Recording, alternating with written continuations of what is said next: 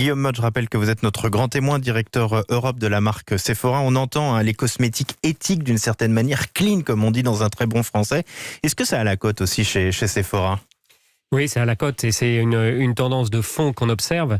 Et aujourd'hui, je rebondis sur ce que dit Juliette, toutes les marques travaillent pour rendre leurs formules de plus en plus clean, de plus en plus transparentes, parce que c'est une attente vraiment des clients. Mais pour qu'on ait une idée, ça représente quoi des ventes d'un mastodonte comme Sephora, Elisabeth le disait en introduction, à plus de 2000 magasins dans le monde, 330 magasins en France. Qu'est-ce que ça représente chez vous ? Aujourd'hui, comme on disait, il n'y a pas de définition de clean. Donc je ne peux pas répondre à votre question telle que ce que je vois, c'est un mouvement de fond, une demande de nos clientes sur la transparence des produits, une demande de fond sur tout ce qui est packaging, le recyclage, le plastique. Parce que vous êtes allé aussi là-dessus, vous avez divers programmes, je crois, Good for You, il faut qu'on soit à plus de 90% de produits naturels. Exactement, nous on aide la Good cliente à se Vegan. repérer dans toutes ces normes qui ne sont pas établies. Donc on a lancé cette initiative Good For qui permet de repérer quels sont les clients qui sont Good for You, qui ont un taux d'ingrédients naturels supérieur à 90%.